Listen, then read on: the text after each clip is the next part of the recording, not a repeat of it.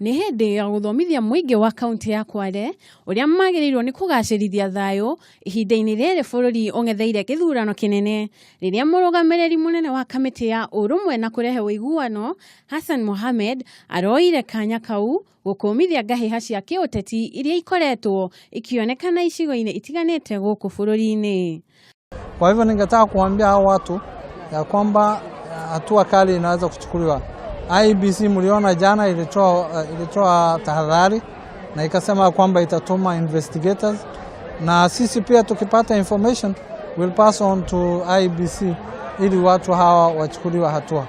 Akinyitanire na mutongoria wa NCIC, munini wa mutongoria wa Taita University, Hamadi Boga, nioririe atongoria kuhujia thayu niguo kugacirithia utonga wa bururi o hamwe na ruhonge rwa ugendi. Kwa hivyo ni kama ambaye Kwale suala la amani ni suala ambalo viongozi lazima walipee kipaumbele.